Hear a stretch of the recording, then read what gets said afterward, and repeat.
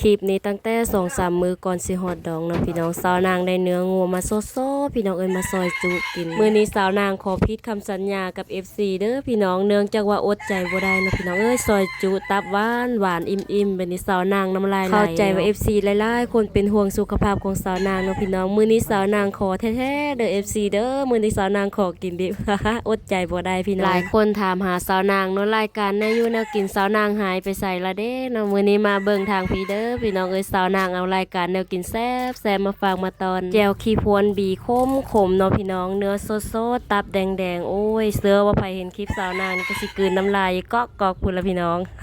กินไปกินมาจนว่าสิอิ่มพี่น้องลืมห้วยหอมแดงใส่โอ้ยคาขาวเพิ่นว่าจับตอนตับขึ้นมาได้ก็แม่นสวบใส่เลยสาวนางมักขนาดพี่น้องเอ้ยตับหวานหรือว่าจุตับอีกมื้ออื่นมื้อฮือก็สิเป็นมื้อบุญบ้านของสาวนางเนาะพี่น้องเอ้ยเขาเจ้าสิล้มโง่อีกเดี๋ยวสาวนางสิเอาคลิปจุโง่สดๆมาให้เบิ่งอีกถ้าว่าผู้ใดอยู่ใกล้หรือว่าอยู่ไกลยังมาลินมาเที่ยวก็มาได้เด้อพี่น้องบุญทอดพระป่าบ้านของสาวนางมื้อนี้ได้กินเต็มปากเต็มคำแล้วพี่น้องเอ้ยสาวนางนี่แม่นใจแม่นแค้วขนาดเลย